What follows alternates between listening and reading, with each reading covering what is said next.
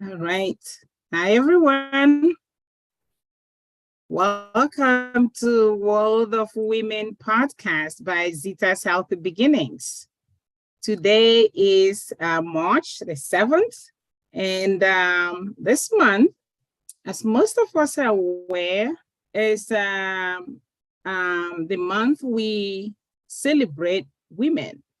So it's a world, is international, really, Women's Month. And all over the world, people recognize what women do, who women are. And needless to say that women are pillars of the society, of the family, of the community. And we have assumed this responsibility in a very subtle but firm way. And every woman I have met has really been pretty strong in their own, areas. And a lot of what women do are taken for granted. I keep saying that.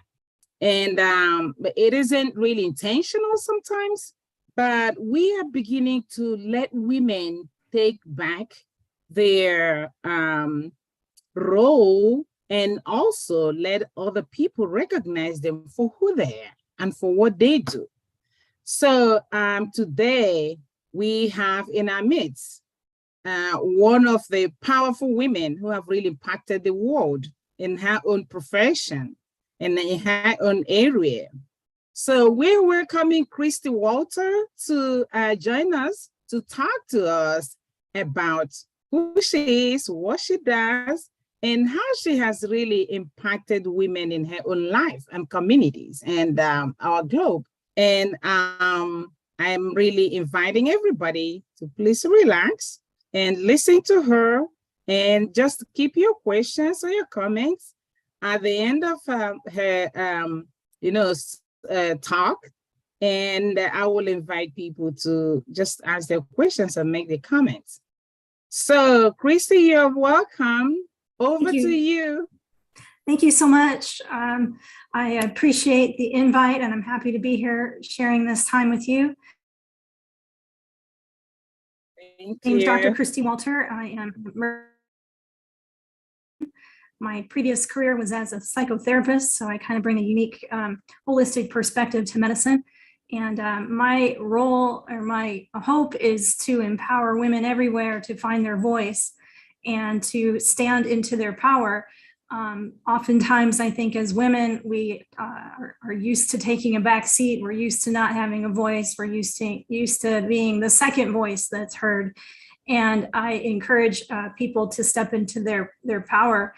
One of the ways I do that is I've created an online course to help people overcome anxiety and depression. And I think one of the things that keeps people stuck is mindset.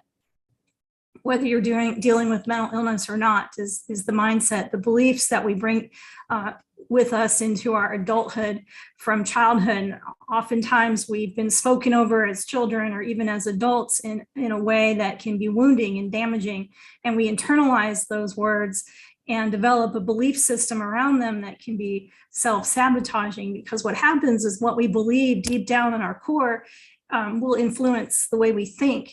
And then the way we think and feel will influence our actions. And those actions repeated over time become habits. And so we develop habitual ways of acting and reacting and being in the world based on our belief systems, many of which are unhealthy or rooted in trauma. It's important not so much to discover where or what all the negative beliefs are, but to realize that if you're experiencing a less than ideal life, you're not living in your full power, then you may be self-limiting based on your beliefs. And so it's time to shift gears and change those beliefs. Leaf is a neuropsychologist researcher who does a lot of work on this topic. Toxic thoughts also can physical illnesses.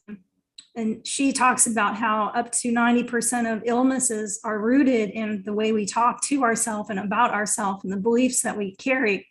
So one of my goals is to become empowered and develop a new set of beliefs. And that can start with us as simple as telling affirmations to yourself every day. It's one thing I do. I do a morning brain dump. I dump out the negativity, and I read a list of affirmations. For example, I am strong, I am, and I have a little paragraph that I've written about what my future successful self looks like. And I that over myself every day. The thing is, the more it starts to believe it, and the more you start to pick out things in the environment that reinforce it. For example, we have a tendency to look at things and find things and recreate things that reinforce our belief system. And that's rooted in our reticular activating system in our brain. It's called a confirmation bias. You may have experienced this, for example, if you bought a new white car and it's a Honda Civic, next thing you know, everybody's driving a Honda and driving a white car. Well, it's not that that has changed. It's just that your confirmation bias is seeking that out. Right. The goal is to change our confirmation bias, to change our beliefs so that we can feel in a more proactive manner. You keep cutting. You keep cutting. I think you're cutting. I'm not sure if it's your connection. What's that? You're cutting. It keeps cutting. You go in and out. Oh, really? So It doesn't show that on my end. Oh, really? Yeah. Emily, are you okay noticing that? No, yeah, it is. I'm not noticing that. Yeah, I'm asking Emily. I'm not sure if she's noticing that as well. But yeah, right now it's okay. Okay, sorry, it's a high yield time in the apartment complex. Everybody's probably on the internet. I know. So, perhaps I can answer some questions based on what I've shared so far. Okay, so I don't make sure I didn't lose you too much. Oh no. I think you're fine. You're fine. So what you were sharing, trying to explain, let people know how our mindset and our belief system can really rule us. And Yes. if we're not aware of what is going on in our lives, people can really be go with the emotion, go with what is going on, and not really internalizing the positive energy, that comes our way.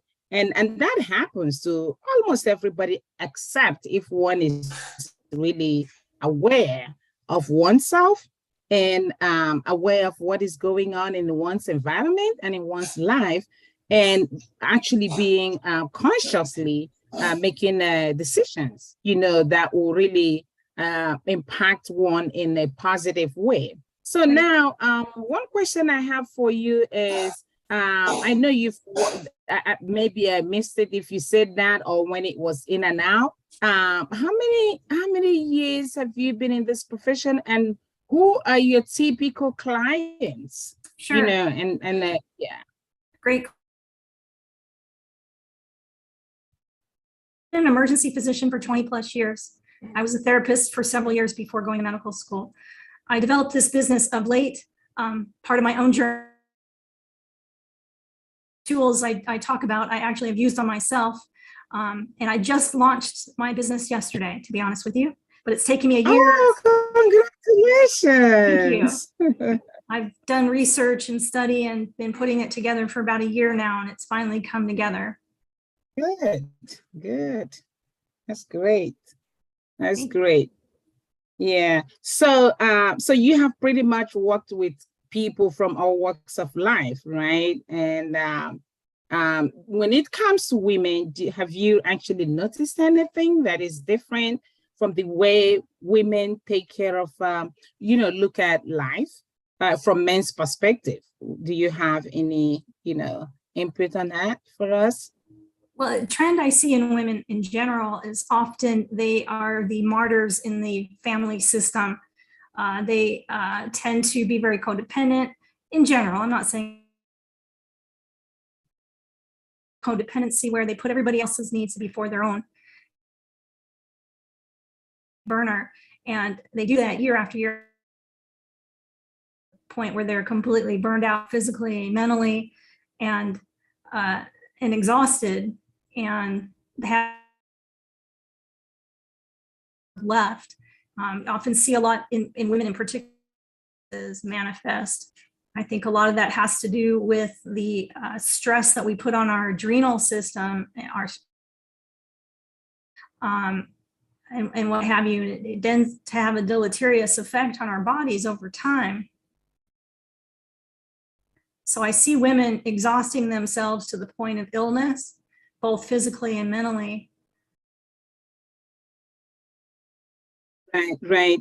You know what you just said. Your phone, your connection is still a little, shaky. It keeps cutting. So sorry. No, that's okay. So I heard what you said, but I'm not sure if I missed anything there. But I'm just gonna, kind of replay or say what you said the way I understood it. So talking about women and the way women kind of try to live in that codependent way. And a lot of women are like that. And I have to be honest, I'm a nurse and a midwife, and I find that a lot in nurses.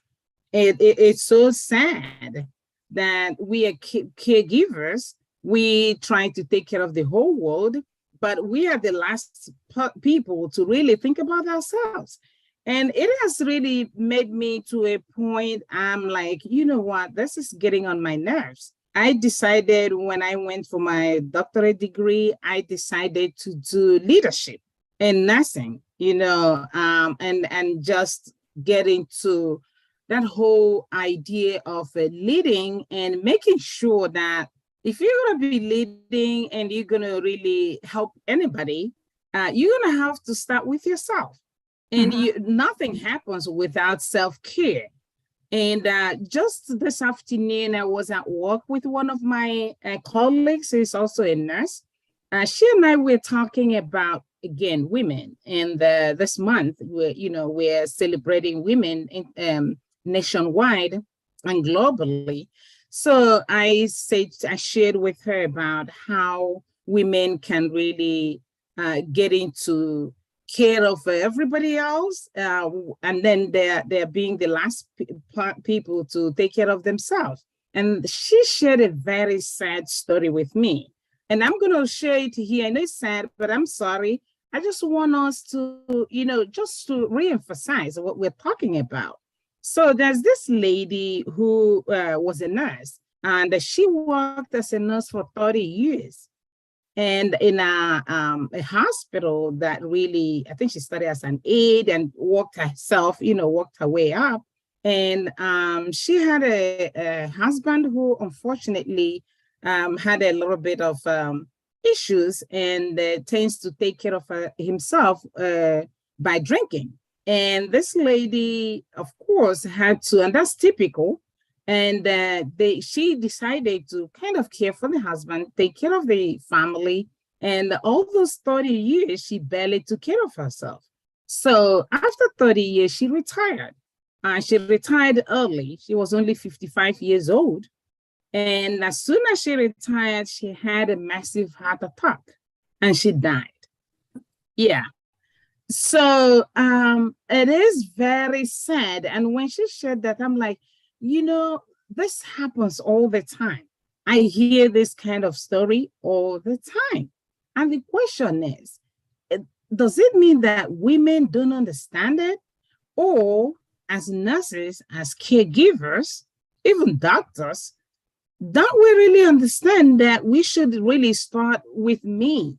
That we should start with who you are, walk your own life, see how you can help yourself, because I don't believe that anybody who doesn't take care of themselves can really, really honestly take care of other people. I don't know how people do it, but if I'm not taking care of myself, I'm not really all together with it to give that excellent care to someone else. So, and I know you've said that earlier, but can you really please say a little bit more about that, even in that perspective of psychology? Yes, I think it's multifactorial. I think one thing that drives that behavior is perhaps a deep-rooted belief that you're not good enough. I'm not good enough, or I have to prove myself. And so I do that by going above and beyond. And because women also are taking on multiple roles, they're not just, caregiving at home, but they're in the workforce. I think at home problems. And so they're doing double duty. They're doing all the duty of the home and the duty of the work. And then that leaves no time for themselves. So they really need to be intentional about setting boundaries around their own personal care, as if it's an appointment, not that it's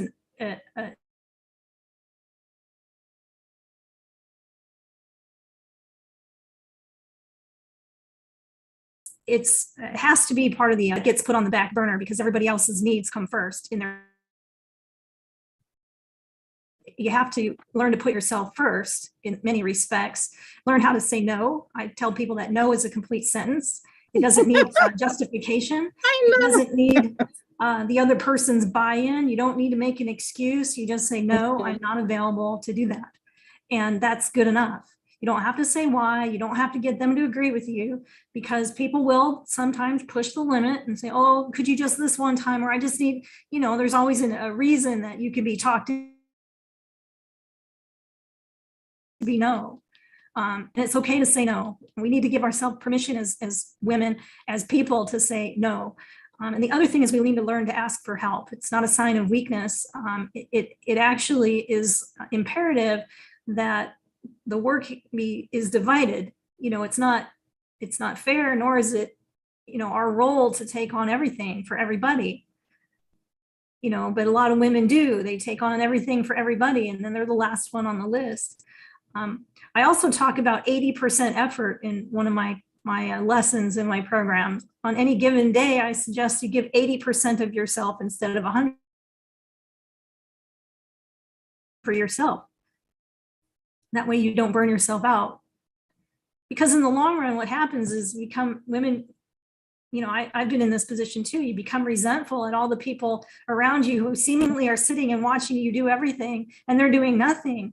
Well, you're not asking for help, one, you're not setting boundaries, two. And if you're going to do it, people are going to let you do it. So we have to stand up for ourselves. I remember thinking that if my husband saw how hard I was working, that he would step up to help. That never happened. I know. That's up to me to set that boundary. It's not up to him to mind read or to rescue me. I think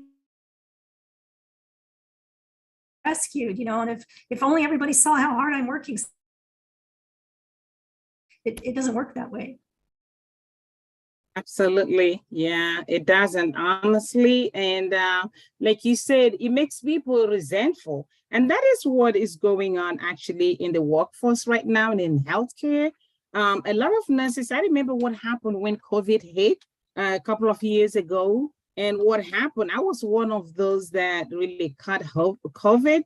And at that time, we didn't have enough staff in our facility. And I was pretty much doing everything from supervisor to security, because people were sick and they were calling off, and you can't get anybody to come in, but then you still have patients to take care of. And what was also happening was, unfortunately, management was also being so tight with finance and other resources, which really for me was crazy. And I'm like, okay, here we are, not getting anybody to come in to take care of our patients. And we know we have to still keep up to the standard care. And nurses are really working off their, working 24/7. Right. And a lot of them were coming down with COVID. And I found myself being really, really resentful. In fact, it made me quit. At the end of the whole thing, after I recovered from COVID, I'm like, no, I'm not going to continue with nursing. I'm just done. So you can get to that point where you're just resentful. And even, in this workforce, even when you ask for help, you're not getting it, in this kind of, because what is going on with corporate is that people tend to use whoever they can use. And when it comes to healthcare, nurses are pretty much the ones that they use. That is, it's as simple as that. You know, you can't say no, because we all feel that we have this commitment to our patients. We want them to be safe. We want them to be healthy. We want them to really everything good about, for them. And we end up being sick, being really not even paid well like we should, but we take it. And I don't think that is really helpful for anybody, not even the nurses or any woman. The other thing I have also seen women do is you mentioned about, like your husband, no matter how busy, you can be busy and expecting somebody to help you. The other thing is I have also seen that whole relationship abuse in relationship, and women fall victims to that. Mm-hmm. So do you have any idea, like experiences that you have encountered, and any words of advice to women in that regard? Yeah, actually, I can relate on a personal level. I was that person doing everything, wearing all the hats in time, and allowing it to happen. And it came down to a point where I finally put my foot down, and it's unfortunate it had to get to the point where I was at a breaking point for me to finally say, we need to speak up sooner. We have a voice, we need to use it. And because if we don't, we're gonna have the status quo isn't gonna change until somebody makes a change. And if the person less likely to make the change is the one that's not needing to do a whole lot of work, right? It's the one sitting there watching you run around like crazy. So, it's about caring for yourself enough to say, I deserve to be treated better. I deserve help. I'm worthwhile. I'm not, everybody's punching bag. I'm not everybody's. And that'll ruffle the family because they're probably used to things being a certain way, and mom always does this, and my wife always does this, and but it's going to take the woman to be strong and to stand up for herself and say, no more, this isn't okay. I'm a human being. I have needs and feelings, and I deserve to be happy.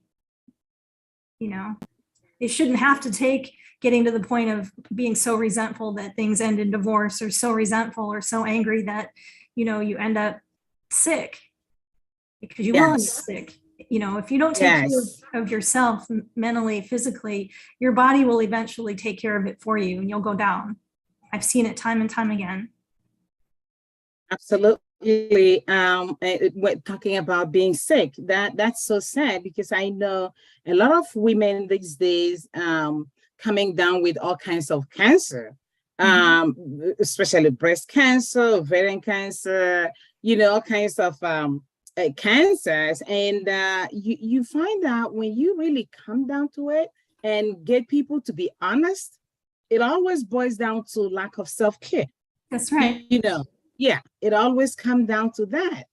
And this month that we're, celebrating women, honoring women globally and locally, I think our message this evening is letting women recognize their essence in their family, the importance of them taking care of themselves, recognizing who they are, carrying themselves like God has created them, and acknowledging that they are also human, that they are not everybody's, caretaker, and they're not here to really change the whole world. That you can do what you need to do at your own best, but don't think that you're going to really move mountain all the time. Nobody does. And if you're going to really do something like that, look for help. Because one thing I know about women is we're good at collaboration. We're good at networking. We're good at helping one another. So I really want to use this opportunity to applaud our women who have really given a lot to the society. but also to remind them that there's always the next person, there's always that friend, there's always that neighbor that you can reach out to and ask for help. Just to ask. It doesn't really, hard to ask. The highest thing that could happen is the person might say, I'm sorry, I can't help you, but that's okay. At least you asked, Right. So yeah. So what else would you really tell women, especially younger women, because my area right now, I accompany young women, pregnant mothers, mothers who are breastfeeding their babies, raising families, juggling life, juggling family and everything like that. And most of them are really doing this by themselves. There are single mothers that the percentage now is increasing by the day. From the research and statistics that is out there, we're looking at 70% of women are really manning families by themselves, and they juggle every other thing. So So that's a unique situation, it's not meant to be that way, right? We're not meant to do life alone or raise a family alone. In ideal situations, you would have help. So it's going to be very important to join a community of maybe other people who are in the same situation another, and to really be intentional about building in that support system and reaching out and trying to network amongst your friends, your family, and even being proactive in the sense of it's your body, right? And you have the right to protect it. And one of the ways you protect it as a woman is to be proactive in terms of if you get pregnant outside of a committed a single mom. So being proactive about what you might want to do to prevent that, avoid that, protect yourself so that the situation doesn't repeat itself. You can't rely on the men to be always, because they don't always step up as you see. And not to be coerced into something just to satisfy someone. You have to think of the long-term consequences. So sometimes we have to think.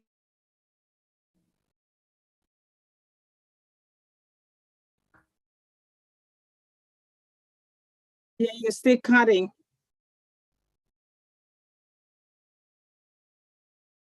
Hello? I think I lost you. You froze on me. You were still cutting, yeah. I didn't hear what you said there. Yeah. Can you repeat, please? We didn't get that. I was basically encouraging single moms to get support among other single women, amongst family members if they can, but to also be proactive so as not to find themselves in that situation again in the future. To take care of their body, to protect their body, to not be coerced into sexual activity unprotected, realizing that the man may not step up if you get pregnant again, rely on that to protect yourself. Right, yeah. And not acting the savior anyway, because people will always take care of themselves, whether one is available to do that or not. So yeah, you're absolutely right. And women, we know that we go, way above and beyond to really help other people. But what we're saying today is just to remember yourself, self first. And there's nothing wrong in that. Yeah, there is nothing wrong in putting yourself first, because if you don't, nobody would do that. And you're not going to really impress anybody by not taking care of yourself. Right. Because that's you're not going to impress anybody. You're not going to elicit other people's help. Right. Just harder. It's not going to necessarily motivate people to step in and help you. You need to be able to say no, set boundaries, and you need to set aside time for you intentionally, not wait for somebody to give you permission. Yes, exactly. And a lot of times people try to look for that permission and nobody will give it to them, no matter how they try. Nobody will. In fact, everybody wants to take advantage of somebody who is that selfless. Right. You know, they want to take advantage of you, and then when you're not able to do that no more, then they look, you know, they turn the other side and look for other people That's right. who can really take care of them, you know, take care of their needs. So Exactly. so you said you just launched your business, right? Yes. Okay. So what kind of programs are you gonna, you know, you're offering, and for how long, and how would people connect with you online? If you don't mind, you can share on the chat your contact. Sure. And let us know how people can connect with you. So my business is called Doggone Depression. I have a website, www.doggonedepression.com. And what I've created is a series of lessons that are on video, also with PDF content and homework assignments. And the video and the homework assignments also involve group forums and posting on group forums for group support. There's every other week group coaching with me for question and answers, share your wins, share your struggles, to go through some of the lessons together. There will be also group art experiences. I've incorporated art, and that's where the dog comes in. I've created dog portraits to go along with each of the lessons. Each dog represents a different lesson. You can print those out, and those are like coloring pages. It's kind of a therapeutic, fun modality to also explore some creativity with. We have ongoing podcasts that I'll be creating along the way. It's a monthly membership. You could stay for as long as you want. Obviously, the longer you stay, the more support you're going to get with the group coaching and the group art experiences and the forum and the community. But you'll have access from day one to the materials. I encourage people to do it in a stepwise fashion, because each lesson builds upon the one before. So it's not meant to be poured through quickly. It's meant to be mastered each step before you go on to the next one, because each step, like I said, builds on the one before. And by the time you get to the lessons on trauma and resolution of trauma, you have to have done the previous lessons so that you have the tools for that next step. Put it together. Yeah. So did you say that you have it online, but then do you accompany people as individuals or as a team? That's an option. I accompany people through the group coaching, but people who want individual coaching, that's also available. All right. Yeah, I'm asking this that would question. Be a separate thing.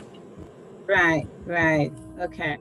Yeah, I'm asking so that our audience will, you know, understand what they need to do and how to connect with you. I really appreciate you putting out your information there. See this dog gone. So this dog, what is the dog in it? Is there any meaning to that? I know that's an animal, but is there any? The dog, I'll show you the portrait. So my mascot is my dog Snoopy. He's the mascot and the logo for Doggone Depression. Wow. What kind of puppy is he? There are coloring pages that are part of the homework assignment that we do along the way. So for example, the first week, the portrait is Happy Dog. To you want to be and where you want to go. So I'll show you Happy Dog. What kind of puppy is Skippy? There's Happy Dog. Ah.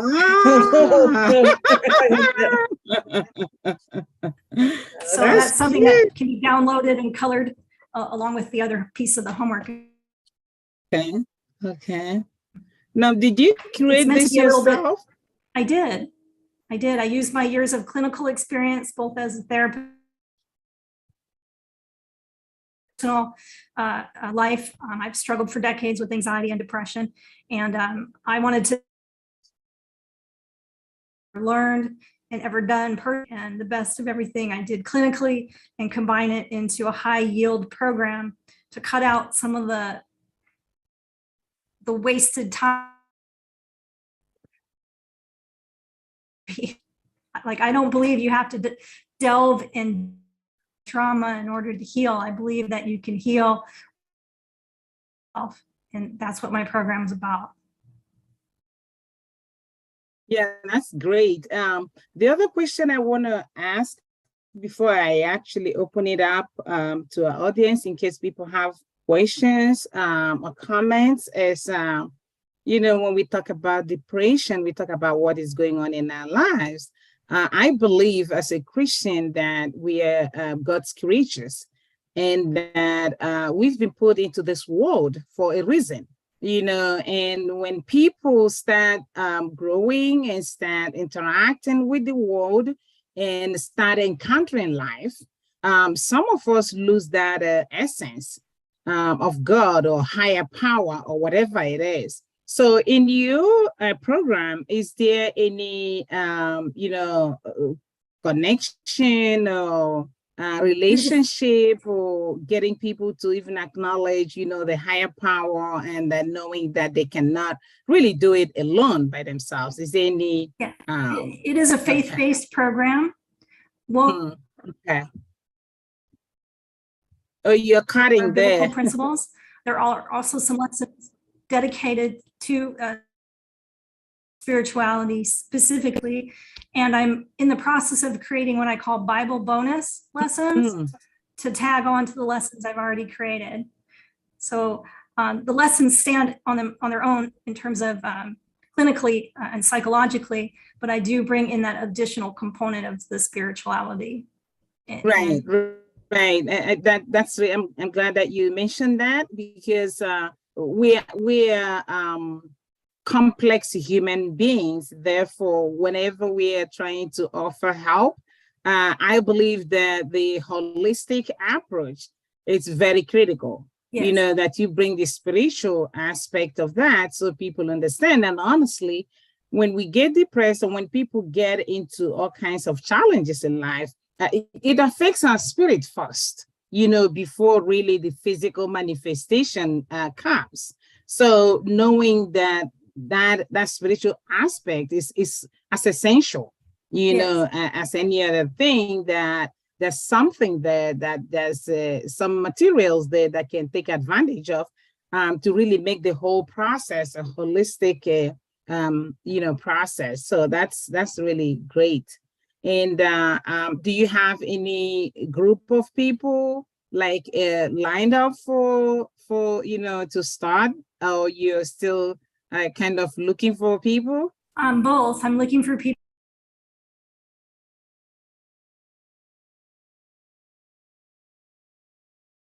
Emily, did you notice that Christy Cox? Do you notice that? Oh, yeah, a little bit, yeah. Yeah. Okay. I don't know. Maybe it's the networking. Yeah. I'm taking new people all the time, and I still have people I've been working with that are going to follow along as well. Okay, that's good. Yeah. Even though I have a set number of lessons so far, it's a work in progress. So as I see need, I will create more material.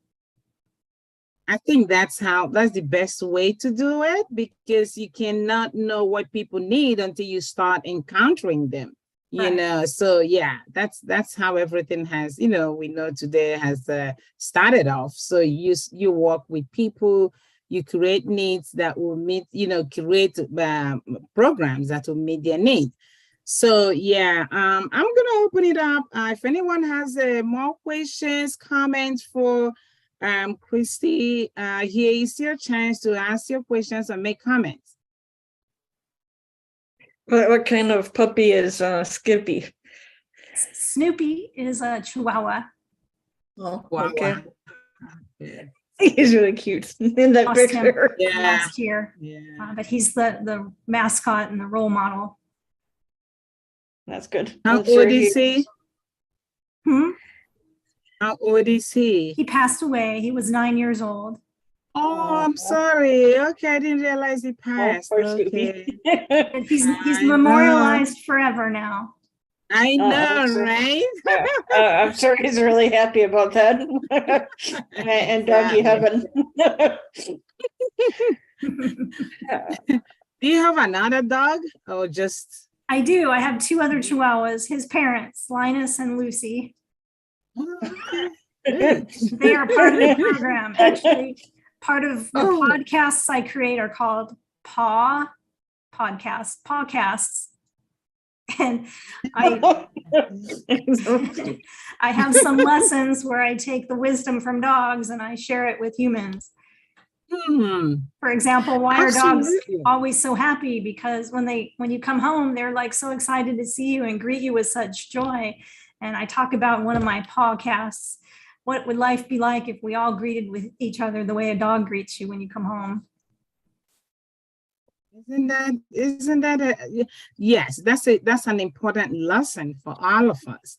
Because sometimes, honestly, I believe that we should learn from animals. We should learn a lot from animals. And as a midwife, it has always baffled me to learn that all the animals that I have known and studied about, they all took care of their babies, they breastfed their babies, they took care of them.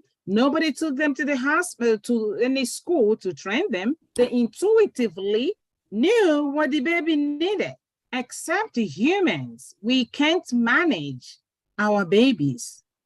It becomes a huge challenge. It's as if they didn't come from us. You know what I mean? So do you have any comments on that? Yeah, I was just going to pose the question, do you suppose we can't manage our babies because we can't manage ourselves? Maybe that's part of the problem. Yeah. Yeah, because it's so sad that, like I said, all the animals in this planet know how to take care of their babies from pregnancy to when the child is born and the puppies are born and when until they grow older. So that you don't hear any complaints from them. You don't have any problems. Everything is natural. But then come to see we humans, we have issues getting pregnant. We have issues keeping pregnancy. We have issues having babies.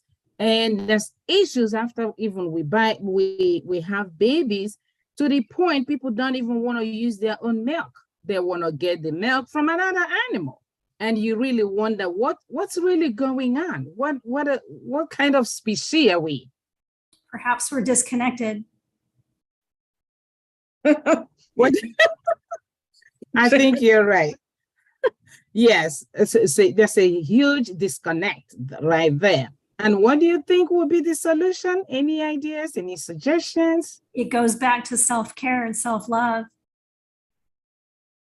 and knowing who you are, who God says you are, and having value in yourself. How can you give out of an empty cup? Right. No, you can't. Right. And a lot of these moms, whether they're married or single, are giving out of an empty cup. There's nothing left. So no wonder they don't want to even nourish the baby out of their own body. There's nothing left to give. Absolutely. A couple of months ago, I was at a seminar where one of the doctors, OBGYN doctor, was talking to us about the problems we're having now with women and drugs. What is going on, how they cannot even, that from your own background, that we have a lot of mental health issues right now among women. It's like it's hitting the roof. I just don't understand what just happened in the past 10 years, that we are now dealing with a whole lot of young women who are abusing drugs, who are abusing alcohol, who cannot really get it together.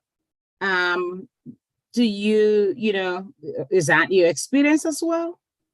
Yeah, the drug epidemic is awful. I'm seeing younger and younger people and greater numbers of people abusing drugs than in the past. Part of it also, I think, and I'm not trying to be political, but in normalizing some drug behavior, many of the states have normalized and legalized marijuana. And people think that's a harmless herb, but it does impact our cognitive mind, our abilities, it's almost normal for people to become normalized. And so it's not a huge jump to go from marijuana to, oh, I'm going to try a little bit of this, a little bit of that. Well, you don't know if you're going to be that person who becomes addicted. You know, next thing you know, you're dealing with an addiction problem. I think that's part of it. It's glorified and normalized. The other part of the problem is there's a lot of hopelessness in people's lives, a lot of meaninglessness. People have insecurities around job and job maintenance, around finances, around, everything that's going on in the world, the pandemic and what have you. It's frightening people, and they're feeling hopeless. And when you start getting hopeless, you start not caring. And one of the ways to numb out is to do drugs. Yeah, you're right. Absolutely. Talking about marijuana, I remember a few years ago, in fact, about 8 years ago, when it hasn't really escalated to this. I was doing home visiting with some of my families, and I walked into this family, a young woman. She would be like 16, 20 weeks pregnant. And she has a full box of all kinds of marijuana, all kinds. And I'm like, I was so shocked.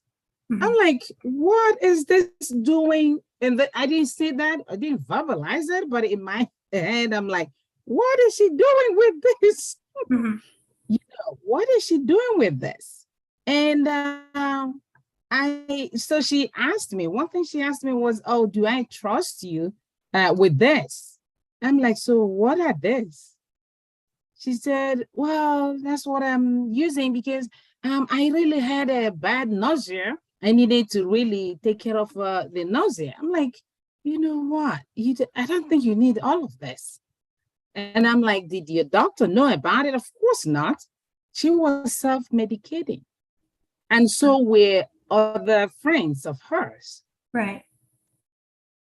So it's the whole thing, like you said, talking about a lot of things have been legalized now without even thinking about the repercussion that will have. We're all about freedom without responsibility. If you ask me, that's the way I will put it. There's no way you can tell a young woman to take this without letting her know what the side effects would be, because there are side effects, no matter how we try to, so. Yeah. People are making money off of it, and therefore they're rationalizing the use of it, and they're trying to say that it's a harmless herb, but it is not harmless. I've seen plenty of negative repercussions, new onset seizure disorder, and people who have no seizure history. I don't know if you've ever heard of the condition called cyclical vomiting syndrome, but the marijuana itself can become the thing that causes vomiting that's intractable. And people just vomit, and they can't stop vomiting. They keep using the marijuana because they say, oh, it's helping me not vomit. Well, it's created the whole problem to begin with. Problem. Yeah. Think about the stunted development it's causing in the fetus and the brain tissue of the fetus, right? So we have opened a Pandora's box. Yes. And absolutely, personal responsibility is a factor, I think, as a society.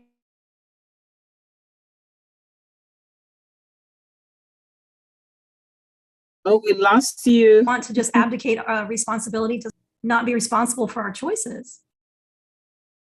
Yes, I think being responsible is the key, and being responsible at all levels.